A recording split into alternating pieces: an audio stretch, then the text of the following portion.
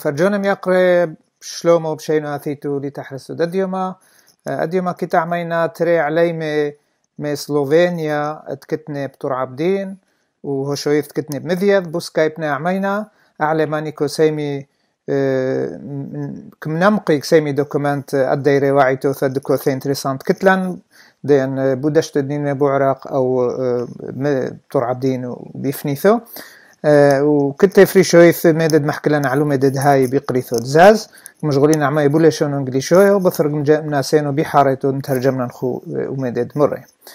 Ladies and gentlemen, we have with us Mr. Erik Valencic by Skype from Midyat. Erik, you are from Slovenia, and you and your friends, you are trying to document all churches and monasteries, Assyrian churches and monasteries in Iraq and Turkey. Can you tell us why you are there? What do you want to document? Shlomo to everyone watching us, Shlomo or Shlama. I'm trying to, or basically we are trying, I'm here with Micha just to show him, say Shlama. Shlama. What we are trying to do is, yes, you are correct, we are from Slovenia. We are by no way professional journalists. It's just the essence of what you can find in the Middle East. For example, in the area of Turabdin, in Nineveh Plains, and even in Syria, where you have, as a matter of fact, the roots of Christianity. And we can even go deeper than that. It's not just about Christianity, it is about the cradle of civilization, about the Assyrian heritage. For me, watching last year, 2015, exactly 100 years after Seifo, to watch Seifo repeat itself all over again. It was 100 years ago, of course, in the Ottoman Empire at that time, nowadays southeastern Turkey, but to watch the same story happening, unveiling in Syria and Iraq, it makes you wonder, you know, not as a Christian or as a, well, I'm not a Syrian, but as a human being, it makes you wonder, are we really losing the cradle of civilization, the roots of, if you will, one form of civilization that is very close to us in the West, something that we can connect. My idea was that people in the West, particularly in Europe, do not know much about this. They have no idea. This is not covered by the media deeply. It's not analyzed. There is no essence, no importance attached to what is actually happening. So Micha and me flew to Iraq and started documenting monasteries like Marmati and Rabban Hormizd. Both of these monasteries are 10 to 15 kilometers away from Daesh. So this is, for those who do not know, Daesh is of course ISIS, Islamic State. So these monasteries are in danger, really in danger, and if they disappear, we would at least like to document that once they existed and that they had life inside of them. From Iraq, of course, the story or the road took us to Turkey, where we are now, doing basically same things, because what we found out is that the Christian or Assyrian Syriac community is under threat here as well by different factors.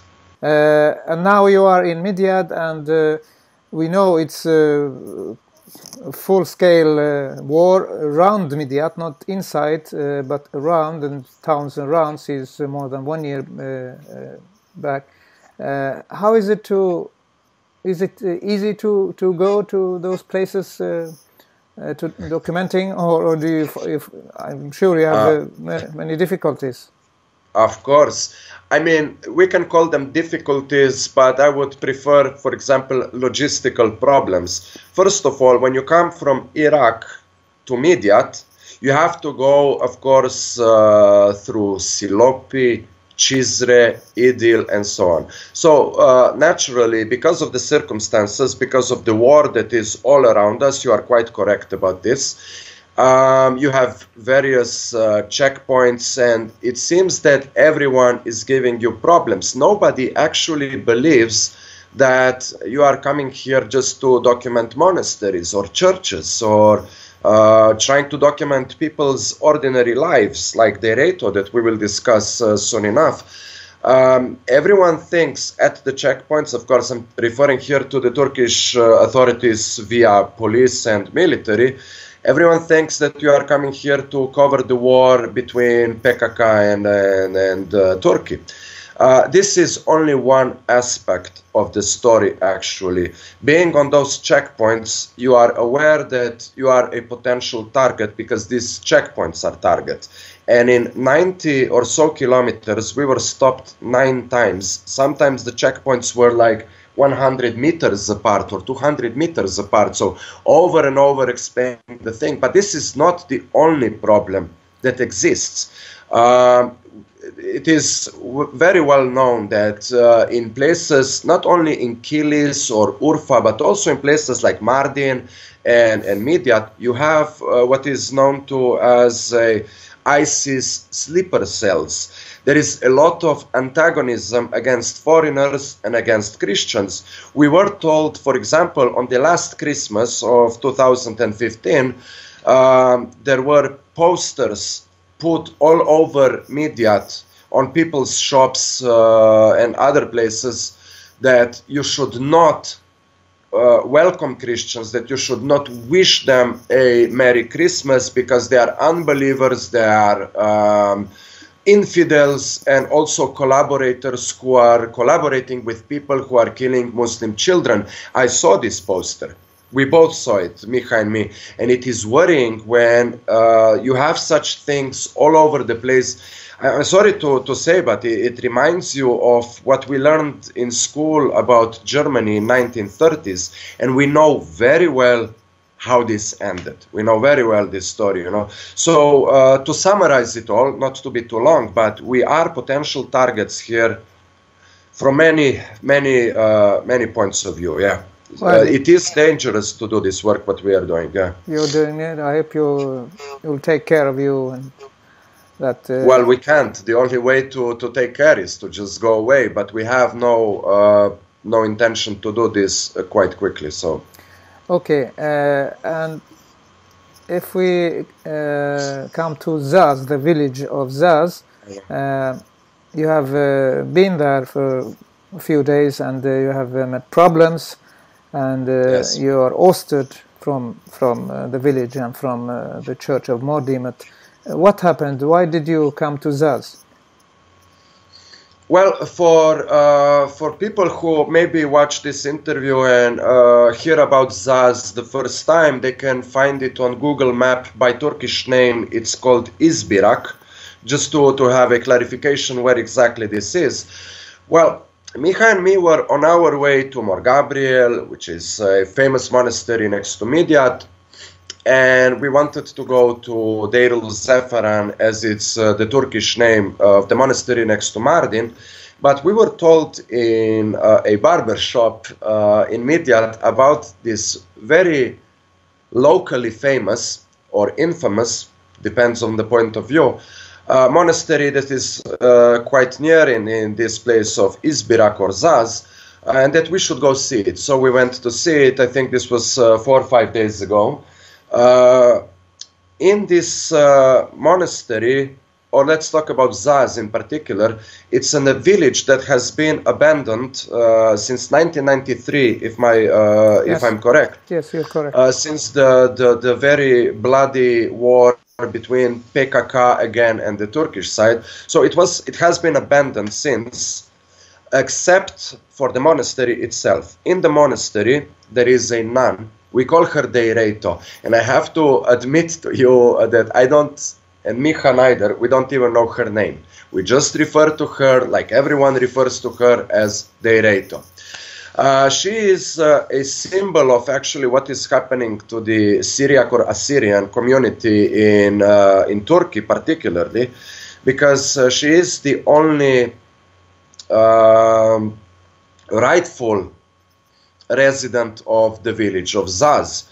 There are three families, Kurdish families, living in Zaz as well, but I have absolutely no problem calling them occupiers. They live in other people's houses. They are squatting, basically. And not only this, but what is happening, what is really troublesome, and this is why we stayed with Deireto, because this is the essence of everything. This is why I refer to her as a symbol, because these three families, together with the Kurdish villages around Zaz or Izbirak, they are harassing Deireto. When I say harassing, we have to clarify this. They shot two of her dogs. They are throwing garbage over the walls of the monastery. By the dog, we mean watchdogs, of course. Watchdogs, of course, watchdogs. They shot two of her dogs, not at the same time. They shot one, and now they shot another one. They are calling Deireto over and over again. We witnessed that. We cannot speak Kurdish. By the expression on the face of Deireto, we could see that she is under a lot of stress when she gets phone calls from these Kurdish families or Kurdish villagers next by, or Mukhtar himself, and they are sending her death threats. They are telling her bad words and so on. They are trying to push her out of the village, because once she is gone, and I'm sorry to say, but eventually she will be gone one way or another, and then the Kurdish will claim the land that is not theirs. The land that still has owners. True, people do not live there anymore, but they still have fields, they still have vineyards. But we witnessed this as well from the roof of the monastery. These vineyards, these vineyards and these fields around the village of Zaz are being destroyed on daily basis, because the law in Turkey says that if you do not care for your land, if you abandon your land, or if your land is destroyed, well, then this land can be taken by the state, or by villagers next to it if they have connections with the local authorities, meaning state. This is the process that has been going on now, and it is continuing even at this moment when people are watching us talk. Yes, we will follow this with the representatives of the Assyrian representatives of Zaz later on. We hope to follow what happened, to explain how the Kurds recently, this year and last year, are just taking the harvest and the wine and everything the villagers, the Assyrian villagers have. But as to you, you were living at the monastery of Modimet, but then you were ousted. What happened? Yes, I apologize. I forgot that you actually asked me this. You get so caught up with everything, you lose sometimes track of, or the red line, as it said. Yeah, we were ousted yesterday. This was on the 11th or 12th, on 11th of October, just to clarify the date for future. Yes, we were ousted. We were filming the videos of Deireto and of, well, basically the monastery, and of, I could hardly say daily life, but as it was. The empty daily life. The empty daily life. Oh. But, there is a poetic beauty in the silence and emptiness of Zaz. By poetic beauty, I'm not being ironic or sarcastic, but I have to clarify it is hurtful. The silence speaks volumes about what is actually the fate of the Assyrian community in southeastern Turkey. So we were documenting this as it was, and all of a sudden a van drove by and stopped in front of the monastery, in front of the main gate. About, what would you say, 8 or 9 very well armed guys came out.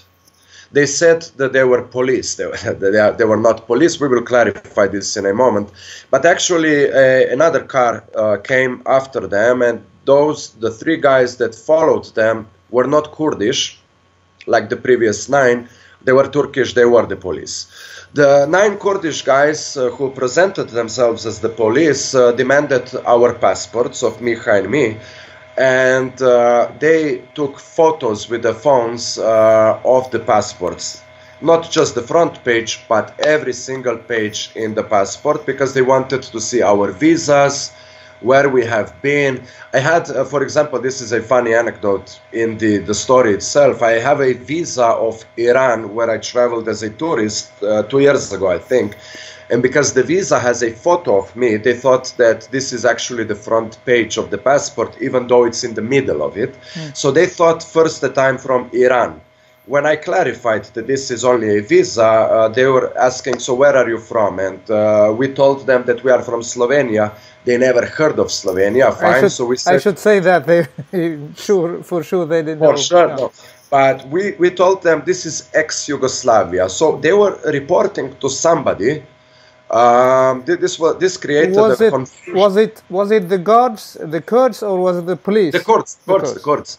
The police was there just watching the entire process. I don't think they had any idea what is actually happening. Who are we? Why are we there like this? You know, nobody asked us these questions. They spoke with Dereto.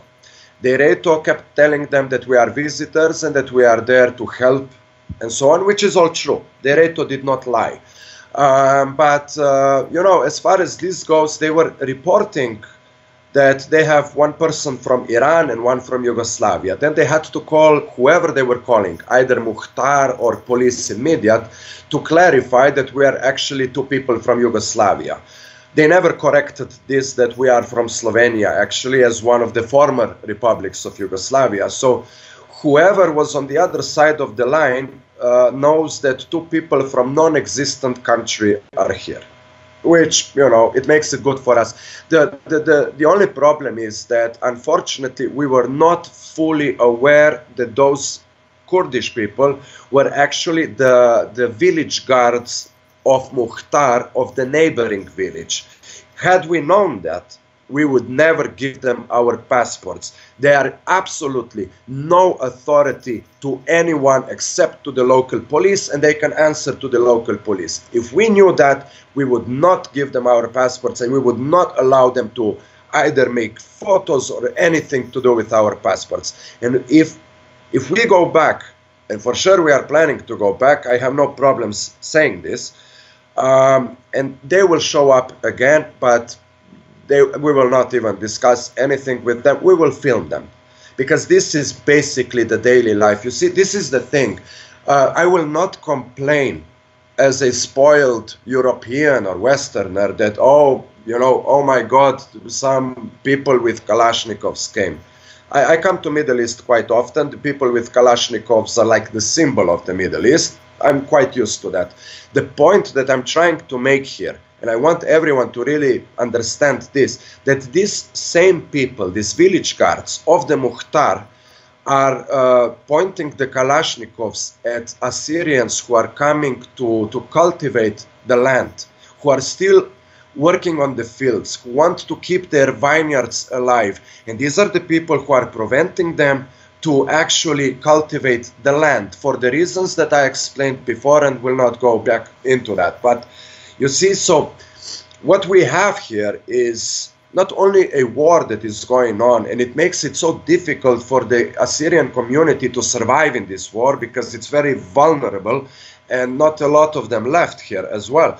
But now we are coming to the point where even the lowest of the low, by that I mean the village guards, by some Mukhtar from a neighboring village, not even from Zaz or Izbirak, are coming there preventing rightful owners to cultivate their land. I'm happy that we met those village guards. I really am. Under no time, not even a second, were we under stress, Miha and me. Because we know people like this, that they have no authority. I just wish that we understood that they were not the actual police or military, because sometimes you don't know. They were wearing, of course, military... Green uniforms. I know yes. Exactly how they look like. What did the 3 guys from the real police do? Just watching, or did they do anything after? Well, one of them tried to be tough on me particularly. He said, were you in Iran or Iraq or where were you? Because we had to explain how we got here to Zaz. And I said, we came from Iraq. And because my Iran visa was such an issue already at that point, so he tried to be tough and said, like, did you come from Iraq or Iran? Clarify. I said, look, man, it's very easy. I was in Iran before, but most recently in Iraq. So there's no problem. So you see, this is a conversation that led nowhere. It was a blind street, as you might say. What language? What language did they speak with you? Did they speak English? None. We tried to speak with them. We tried English, of course. We tried German. Wir sprechen Deutsch, kein Problem. But they speak no language, or at least they pretended that they do not understand any language. It was actually difficult to be in Turkey, surrounded by, let's say, 12 people, and none of them knew German. This is the first time for me because it is quite common spoken language in these parts. They spoke with Deireto mostly, and Deireto was actually, we like Deireto so much. If anyone watching this video has any intention of going to Mardin or Midyat, if you do not visit Deireto, then seriously you didn't see anything.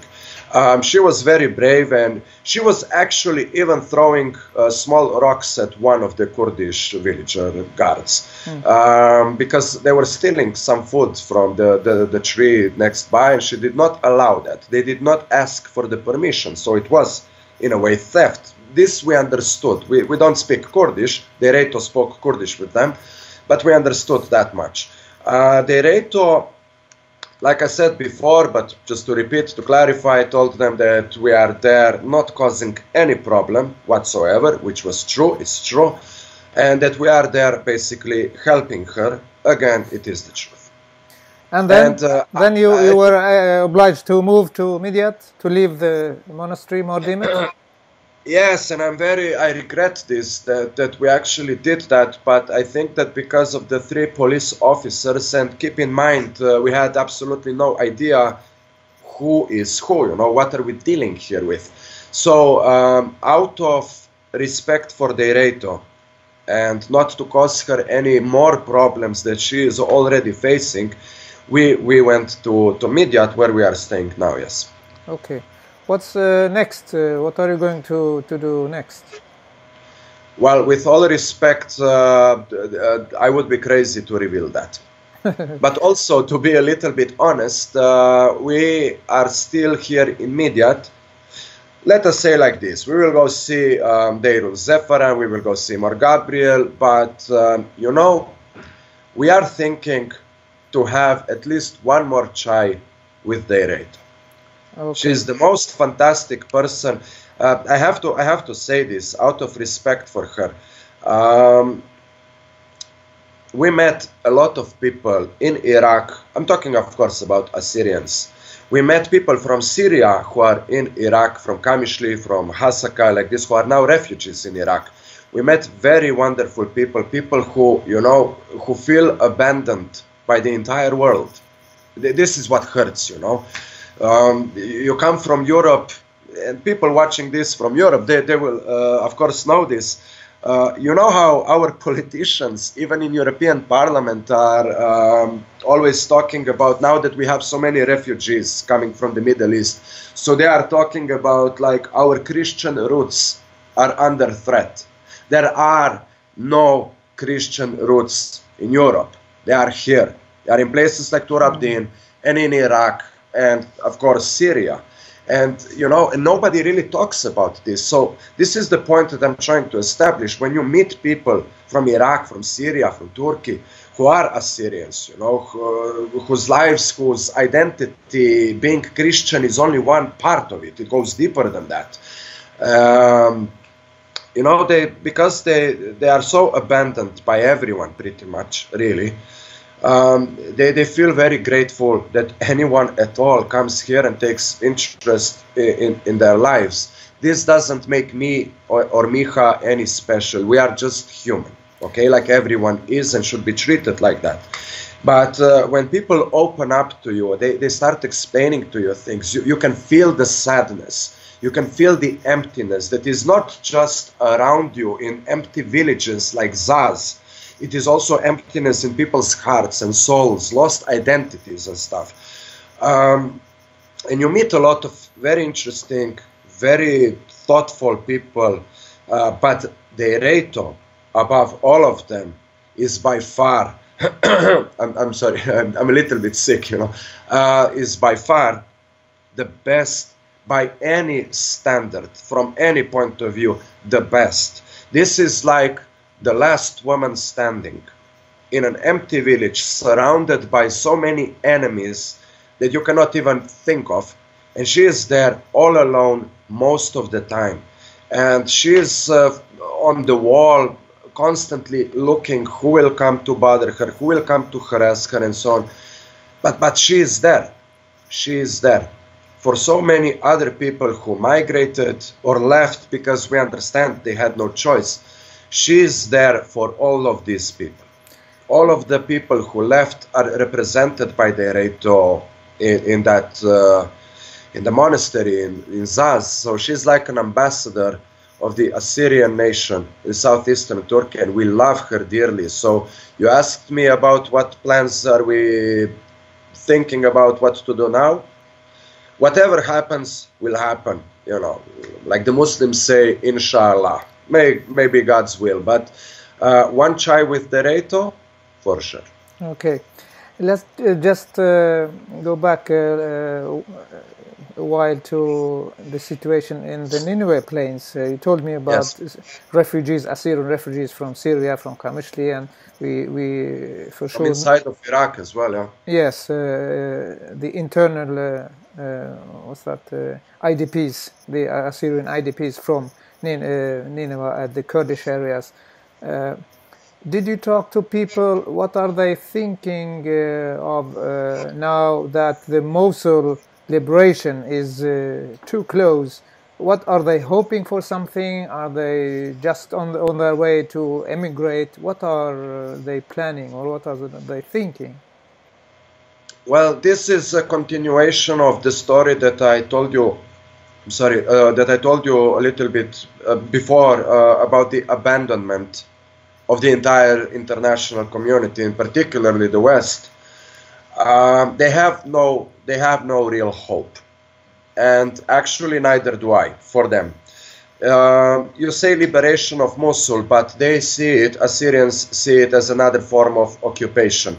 There is a big debate now going on who will actually control Mosul, Kurdish or Iraqi government. Neither of them is actually good for the Assyrian community.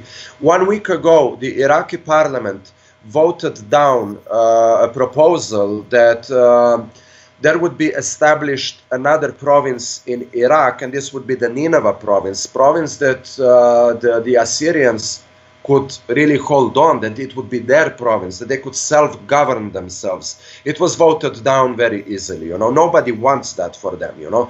They are the most vulnerable people in Iraq as well, you know. And this story is so deep and so tragic that it is unbelievable. I mean, the first time I was in Iraq was in 2003. In 2003, you had 1.5 million of Assyrians or Christians living in Iraq.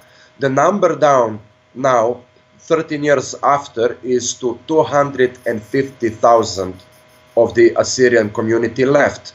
Now, we talked with priests, we talked with monks, we talked with political representatives, we talked with generals of NPO, this is Nineveh Protection Units and so on. We talked with many people, ordinary people, and you know, there is a pattern. The Assyrians do not agree on everything in Iraq, neither do they in Turkey. The fragmentation of Assyrians is also a problem, and it should be said that. But they all agree on one thing, that they should actually leave Iraq, that they should all emigrate. And you know how sad it is when you have a mass in church and the priest says to the congregation, you know, to the congregation that we should all leave. And this is exactly what is happening. Whatever happens in Nineveh, will be between Iraqi military or Baghdad authorities and Kurdish authorities, particularly Barzani clan, who controls the west of Iraqi Kurdistan. There will be a new war for sure between Baghdad and Erbil. First it will start for Kirkuk, and then it will continue probably for Mosul, because Peshmerga will die for the Battle of Mosul, and of course Barzani will want something from this. He cannot hold on to Mosul, but he will want Nineveh for sure. And when you come to Al-Kosh, for example, just to clarify what this means, when you come to Al-Kosh, now Al-Kosh is a town very near to Mosul, and it's also like 12 or 10 kilometers away from ISIS positions at the moment. When you come to Al-Kosh, which is 100% Assyrian, Al-Kosh is surrounded by Peshmerga checkpoints. At first, if you are naive, you can say, okay, well, this is good. The Kurdish are protecting the Christians. No, no, no. After close observations, you see that you have posters at this checkpoint of Masoud Barzani. There are posters on these checkpoints everywhere, big posters. You do not see posters of Barzani at checkpoints around Duhok, or Zaho, or Erbil even. They put these posters around Al-Kosh to clarify for the people of Al-Kosh that this is basically Barzanistan, if you will, you know.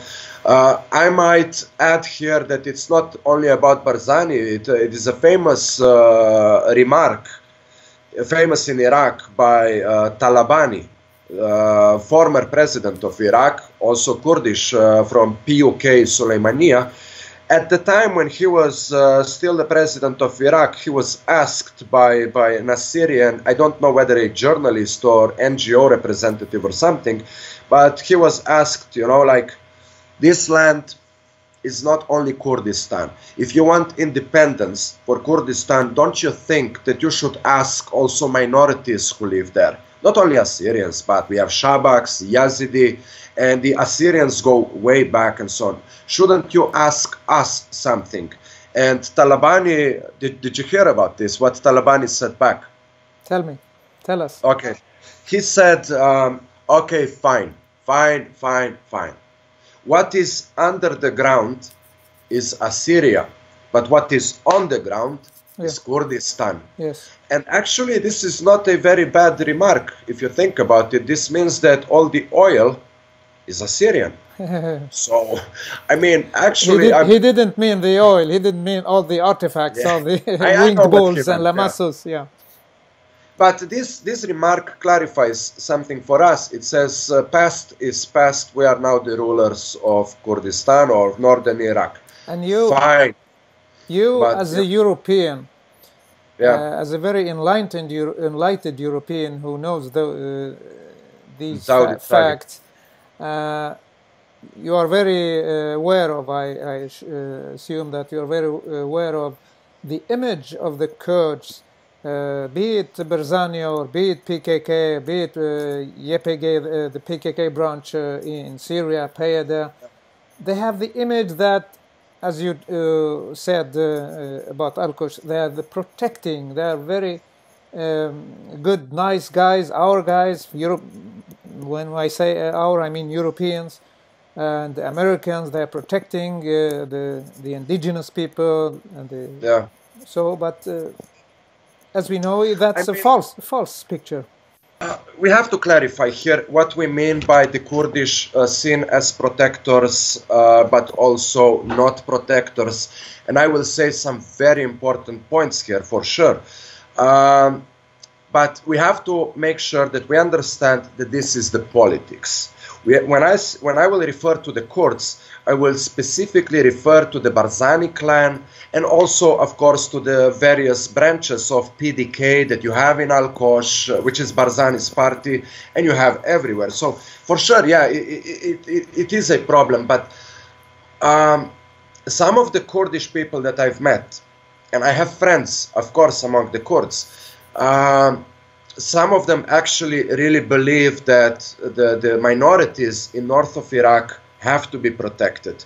One of my friends told me, if we will have Kurdistan, we have to have Kurdistan as a beautiful garden with many different flowers growing in it, you know, referring to the minorities. Of course, it's a beautiful statement. Unfortunately, and I'm sorry to say this, but we are doing this interview to speak the truth, this statement is a little bit naive. First of all, Peshmerga forces, which are Iraqi Kurdish forces for people who do not know, abandoned Christians and Yazidis in the summer of 2014 when ISIS took control of a lot of land.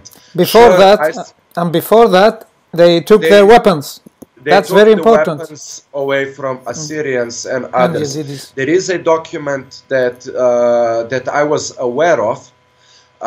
But now this document is also on Facebook and people can see it. They actually disarmed people before ISIS came. Let us ask ourselves why. It's a simple question that begs very complex answers, but it can be understood easily. No doubt ISIS made genocide against Yazidis and against Christians. So, when you push certain people, certain minorities to their faith, to their fate, most tragic fate, then after that you will be seen as a protector of these people.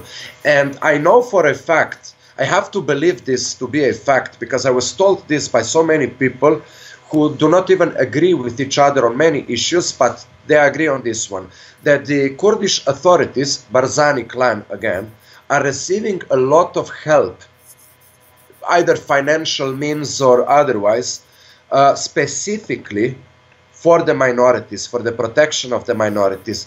The minorities receive about 1% of this help.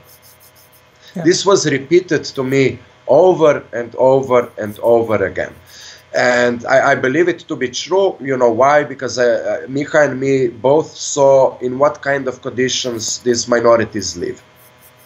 So there is no help or very little help reaching them. But we have to take a step further, please. We have to.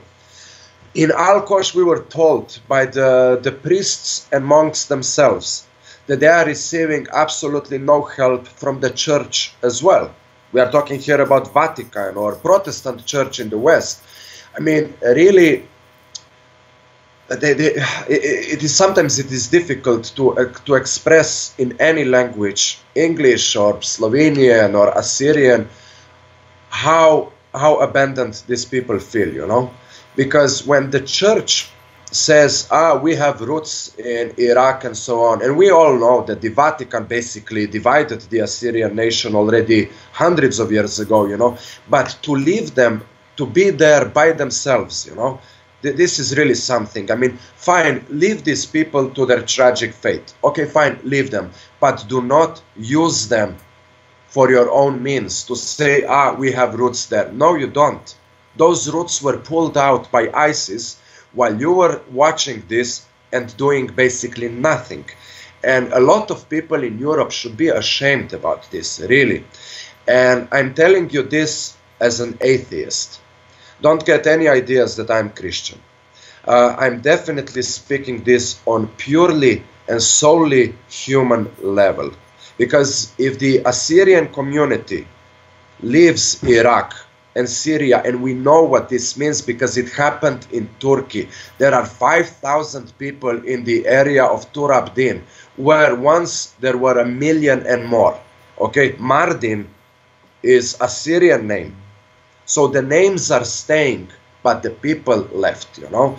And this is exactly what is happening in Iraq and in Syria. And as people who constitute international community, political leaders, representatives of influential NGOs, United Nations, the church itself, these people have basically abandoned not only the Assyrians or Christians, but we have abandoned, all of us, the cradle of civilization, a very important identity of the Middle East.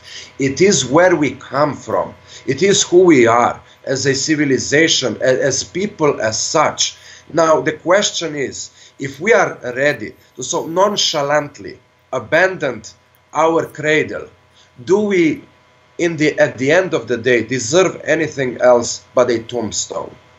Who are we if we do not have what we were? You know, so this is why we are documenting these places. This is why we search for people like Deireto, for people who are the symbols and the statues, the living statues of what was once here, because so many statues and so many monasteries were destroyed, you know. But this is why we are doing these things, that that eventually, if nothing else, at least we will have one vivid memory of what we lost. This is what we want. If all of this is lost, we at least want to people know what we lost. This is it. We are not saving the world here.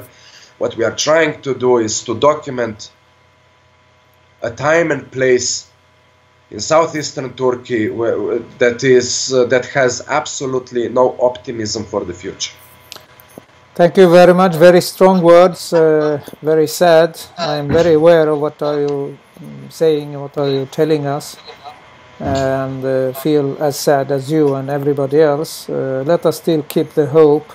I think while you take your smoke, I can translate just a little bit of what we have talked. We have talked for 42 minutes, and I will just summarize. فرجانا مقري وعليمانو إيريك فالنتشيتش وحوريذي ميخا موهوريتش تكتني من سلوفينيا خدمر لنبوريشو كبعيد منمقي تسيمي دوكمنت على عيتوثو وعلي مردوثو وعلي درقشتو ديمذينو يثو كومرلو بس يمشيحو يثو داسريو ووثورو إلو أواري ذي وإدرقشتو ديمذينو يثو دميدينا لمي حاريتو كومرينا قد بريثو كولا كوبو إيذنو كري وكو مبر محاصة لأنه شاني تكتني أموريدي دوكثو تكتني أشر شي ديمشي حويثو دين تركيا وبسوريا وبعراق دوكثو تكذعينا لاخد أوثور يكبشتو كومرينا قا دمداون بوشكلانو لتوحثو وخد كومر بو عربي للأسف لو بس أشر شي ديمشي حويثو هركي مقشوعي احنا إنا قا يخد أوريفوي خد معربوي لاتلان دوكثو غير مقورو لكفاش لميدي يعني خد غالبا ميلينا شيفك هو مستعمل مشايلي على الزازو مدد هاوي ومشايلي على مدد وعامو منكو متياقن من كومر من كنوطر من سبرو كتلي بوداش تدنين وي وبدكو ثيدا كردوي بثر موحورور موصل بوداش تدنين وي كومر نوشي سامو وعام ايضا يعني سبرو غلبو سبرثة تويرويو دك حزن تكيتو بهرو بفنيثو كمي يا عربو يا كردوي ميدي لاينا من دوثد مويد لك لنا احنا لحمه هركي واترقا بما خنلن كمشغل عليه مذيتو القوش كومر بالقوش كيتو اتشيك بوينتات نقطه في دو دنو طوري كردوي بكل دكثو وحضورا كل اسرتو في البرزاني الو بدكو في كردوي باربيل وبدهوك وبزاخو بدكو كتني بقايد وحذونو دو ريجيون كردو فنيثو قليمو كردوي كومر تامو لك حزيني سرتو برزاني هذا معناه إذا إنه كمي لعامه هذا يفني ثيذا يو يرعيذا يو وهاتو لا تخم داركي كذا كرسي على طلباني يزاب نتكتب مدبر ريشون ودي قطنوث ودعرة كمر شايل النوشي وثوري مر مكمل دوبيتو أزدقي دقال الوثستي لو بس سميتو وافرو كردوي وكردستانوي وتكميتو والله كوب عنده منخ وكل ما دتكيو تحت يرعو دخوي وظنوا ثوروي ودعلمي يرعو ديذا كردوي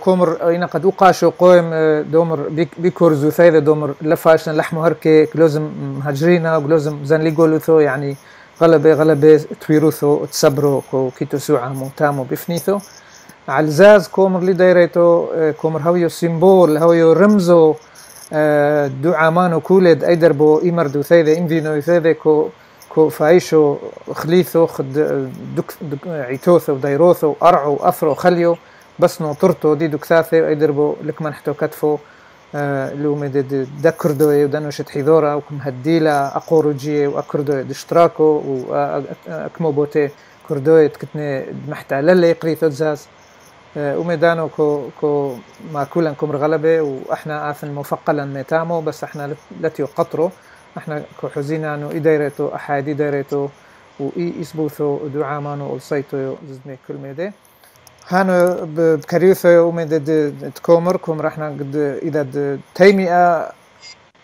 أحاي وأشر شدو عامانو مركد يوم ودوثد عسكوثة زد ما وخصتي احنا بونو قصو مصورينا كسيمينا إيدو كثاثي يعني دوكومنت أركي كمانو دو بعنو دو بينو لتوديوثو كمينا تحرس تحرتو. Thank you Erik very much. We'll have to close the program. Shane. I hope you will be doing well and to take care of you. Thank you very much. Taudi Sagi or Basim Araba for speaking with us, so we have a chance also to say basically this is our intention to speak the truth. So we see this as a very good opportunity. We hope that people will remember certain things that what were discussed in the interview. Once again, Taudi Sagi and Basim Araba and Pushu Bishlama, as they say in Iraq, or Push Bishlomo, as they say here in Turkey. Thank you very much. Thank you, Taudi.